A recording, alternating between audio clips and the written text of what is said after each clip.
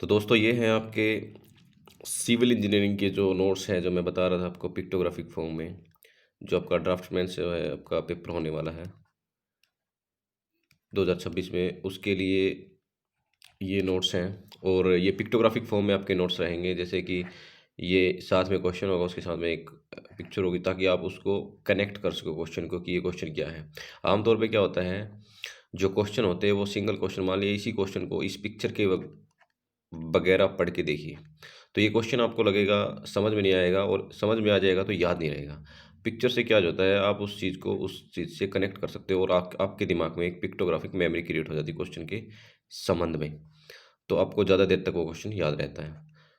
तो ये जो नोट्स हैं आपके लगभग हर सब्जेक्ट के, जैसे कि आपका सिलेबस जो है, आपका ड्राफ्टमैन का जो सिलेबस दे रखा है उसके अनुसार ये नोट्स हैं। इसमें क्या रहेगा, एमसीक्यू हैं आपके जो बाइलिंगुअल है, हिंदी और इंग्लिश में दोनों, और वन लाइनर। अच्छा, कई बच्चे क्या सोचते हैं कि जैसे कि आपने देखे होंगे कि ऑनलाइन बैचेज चल रहे हैं 2999 के या फिर 1999 के, ये बैचेज चल रहे हैं, ठीक है। अच्छा, वो भी अपना काम अच्छे से कर रहे हैं, मैं कोई उनकी खिलाफ नहीं बोल रहा हूँ, लेकिन फिर भी उनका स्टाइल अलग है, ये अलग स्टाइल है। देखिए, सबका पढ़ने का अपना तरीका होता है और सबको समझने का अपना तरीका होता है। मैं आपको यहाँ पे पढ़ाने नहीं आया हूँ कि आप ये चीज़ पढ़िए, ऐसे पढ़िए। मैं आपको एक अलग तरीके से चीज़ों को समझाने की कोशिश कर रहा हूँ। भई, सिविल इंजीनियर या फिर ड्राफ्टमैन जो है वो इस तरीके से भी चीज़ों को पढ़ा और याद करा जा सकता है, बस इतनी सी बात है। अच्छा, कुछ लोग बोल रहे हैं कि 299 जो है, इसका जो प्राइस है अपना 299, जैसे कि मैंने स्टार्टिंग जो प्राइस है 299 रखा है, ठीक है। वो ये बोल रहे हैं कि ये प्राइस जो है ये ज़्यादा है। हालांकि 30 स्टूडेंट्स, जो फर्स्ट 30 स्टूडेंट हैं उनके लिए ये अपना 999 रहेगा, 999 रुपये। तो वो बोल रहे हैं ये प्राइस ज़्यादा है। अब आप बात बताइए, मान लिया आप किसी कोर्स के लिए इतने रुपए दे रहे हो और आपको टाइम लग गया, लगभग 2 मंथ लग गया, और आपने सिलेबस कंप्लीट किया, और उसके बाद में आपका सिर्फ सिलेबस कंप्लीट हुआ, बट अंततः जाके आपको करना क्या है, आपको करने तो क्वेश्चन ही है। आप तरीका अपनाइए कि पहले एक जो है बेसिक्स समझ लीजिए, किसी भी, मान लिया कि आपने कोई वन शॉट देखा, उससे बेसिक समझ लिया, आपको समझ में आ गया कि इस सब्जेक्ट का बेसिक ये है। उसके बाद में आप क्वेश्चन लगाइए, और क्वेश्चन अगर आप नॉर्मल क्वेश्चन लगाएंगे, देखिए जैसे तो एमसीक्यू से भी काफ़ी रिटेंशन पावर बढ़ती है, लेकिन फिर भी अगर पिक्टोग्राफिक फॉर्म में हो तो रिटेंशन पावर, अगर मान लिया किसी चीज़ की 60% है तो वो 80% हो जाती है, ठीक है। तो ये फ़ायदा है नोट्स का। मैंने कुछ अलग नहीं किया है। जो बच्चों को लगता है कि वैसे भी मार्केट में और इंटरनेट पे ऐसी बहुत सारी चीज़ें अवेलेबल हैं फ्री में, जिससे कि आपका सिलेक्शन हो सकता है।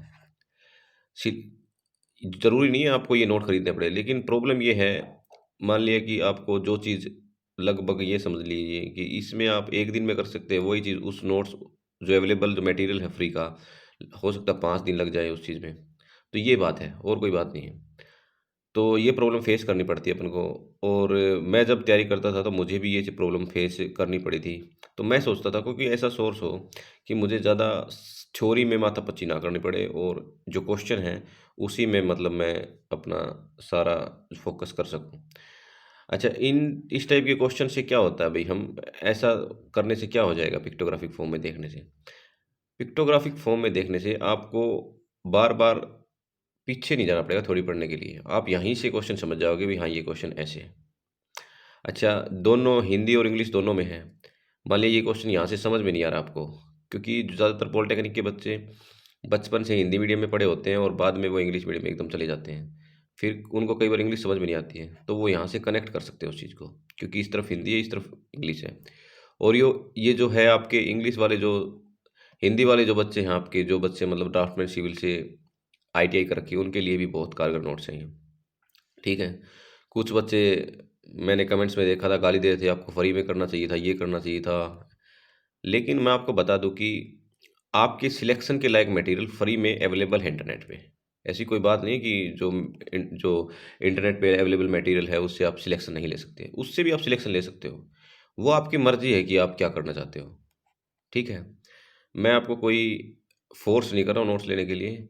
अगर आपको लगता है कि ये जो नोट्स हैं वर्थ इट है, इन नोट्स के लिए इतने या फिर इतने रुपए लगाए जा सकते हैं, तभी आप नोट्स खरीदिए, अन्यथा आप नोट्स मत खरीदिए। मैं आपको डिफरेंट पर्सपेक्टिव दे रहा हूँ पढ़ने के लिए, एक अलग तरीका दे रहा हूँ, ऐसे भी पढ़ सकते हो आप, बस ये बात है।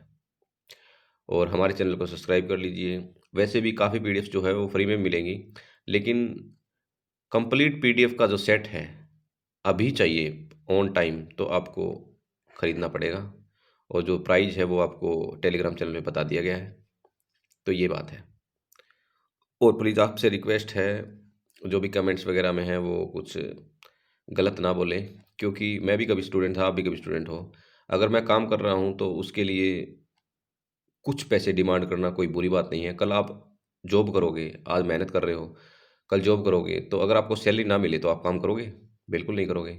आज मेहनत इसलिए कर रहे हो, कल आपको 60,000 की सैलरी मिल सके, इसीलिए मेहनत चल रही है। और 60,000 की सैलरी के लिए आप अगर 999 रुपये जो है, वो खर्च नहीं कर सकते, तो फिर मैं क्या ही बोल सकता हूँ इसमें। ठीक है? Thank you. हमारे चैनल को सब्सक्राइब कीजिए, जॉइन कीजिए, और अच्छे लगे तो हमारे नोट्स को परचेज़ कीजिए।